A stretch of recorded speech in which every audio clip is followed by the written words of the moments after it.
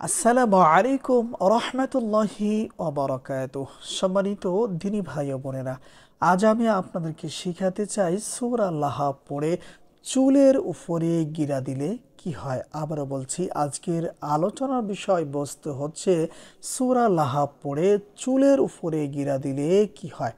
বিস্তারিত জানার জন্য আর এই দামি আমলটা শিখে রাখার জন্য সম্পূর্ণ ভিডিওটি দেখার অনুরোধ থাকবে। আর প্রতিদিন ইসলামিক নতুন নতুন ভিডিও সবার আগে দেখতে আপনার পর্যন্ত পৌঁছাতে আমাদের এই ছোট্ট চ্যানেলটি সাবস্ক্রাইব করার অনুরোধ থাকবে। সম্মানিত দিনী ভাই ও বোনেরা, এই আমলটা কখন কিভাবে করবেন পরামর্শ থাকবে। যখন বেলাটা সূর্য মাথার উপরে থাকবে সেই সময়ে এই আমলটা আমার দেখানো পদ্ধতিতে করে নিতে হবে। আর হ্যাঁ, 2 নম্বরে অবশ্যই আপনাদেরকে কষ্ট করে যে কোনো মহিলাদের মাথার 3টি চুল সংগ্রহ করে নিতে হবে। এরপরে অজু অবস্থায় বেলাটা মাথার উপরে থাকা অবস্থায় আমলটা করে নিতে হবে। প্রথমত আমরা যে চুলটা সংগ্রহ করব ওই চুলটা আমাদের হাতের তালুতে রাখবো। রাখার পরে 3 বার ইস্তিগফার পাঠ করব, আস্তাগফিরুল্লাহ আস্তাগফিরুল্লাহ আস্তাগফিরুল্লাহ। এরপরে 3 বার যে কোনো দুরূদ শরীফ পাঠ করব, যেমন সাল্লাল্লাহু আলাইহি ওয়াসাল্লাম সাল্লাল্লাহু আলাইহি ওয়াসাল্লাম সাল্লাল্লাহু আলাইহি ওয়াসাল্লাম। এরপরে আমাদের কাজ হচ্ছে আমরা যে 3টা চুল নিয়ে আসছি এই 3টা চুলকে দড়ি পাকানোর মতো করে পাকিয়ে নিতে হবে। এরপরে বিসমিল্লাহ সহ আমাদেরকে সূরা লাহাব পড়া শুরু করতে হবে, যেমন বিসমিল্লাহির রহমানির রহিম তাব্বাত ইয়াদা আবি লাহাবিউ ওয়া তাব মা আগনা আনহু মালুহু ওয়া মা কাসাব সায়াসলা নারান যাতা লাহাবিউ আমরাআতুহু হাম্মালাতাল হাতাব ফি জিদিহা হাবলুম মিন মাসাদ।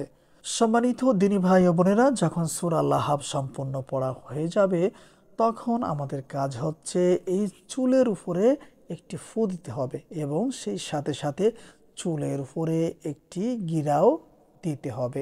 এবং যাদের জন্য আমরা আমলটা করব তাদের নাম, তাদের মায়ের নাম উল্লেখ করে এরপরে এই চুলের উপরে ফু দিব এবং গিরা দিব।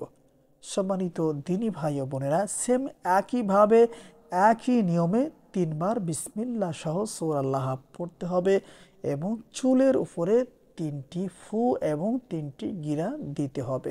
আর অবশ্যই তাদের নাম উল্লেখ করে ফু দিতে হবে, গিরা দিতে হবে।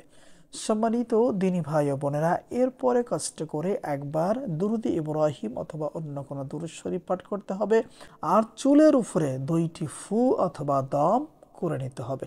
তবে এখানে একটা বিষয় লক্ষণীয় আছে, চুলের উপরে আমরা যখন দুরূদ শরীফ পড়ে ফু দিব তখন কিন্তু চুলের উপরে আর গিরা দেওয়ার কোনো প্রয়োজন হবে না।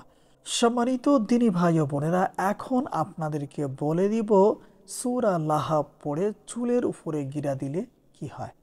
সম্মানিত দিনী ভাই ও বোনেরা, এই আমলটা হচ্ছে অবৈধ সম্পর্ক নষ্ট করার আমল, ছিন্ন করার আমল।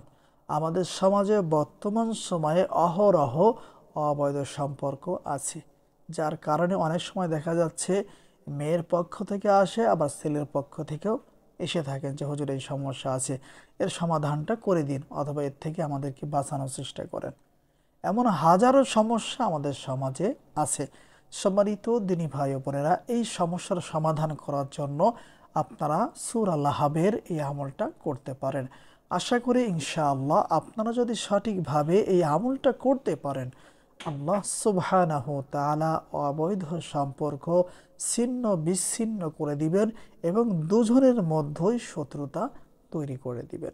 সম্মানিত দিনী ভাই ও বোনেরা, এখন কথা হচ্ছে যারা এই আমলটা করবেন, এই আমলটার মাধ্যমে চিকিৎসা তদবির করবেন, তারা অবশ্যই ভিডিওতে লাইক করবেন, কমেন্টস করবেন। আর চ্যানেলে নতুন দর্শক হয়ে থাকলে অবশ্যই চ্যানেলটি সাবস্ক্রাইব করে অনুমতি নিয়ে আমলটা শিখে রাখার চেষ্টা করবেন। সম্মানিত দিনী ভাই ও বোনেরা, এই চুলটা কি করবেন পরামর্শ থাকবে, আমলটা শেষ হওয়ার পরে এই চুলটাকে হয়তোবা মাটিতে দাফন করে রাখবেন, আর তা না পারলে কোনো ময়লা আবর্জনা কূপের মধ্যে ফেলায়া রাখবেন।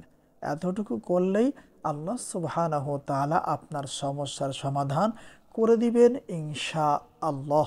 আসসালামু আলাইকুম আ রহমতুল্লাহ।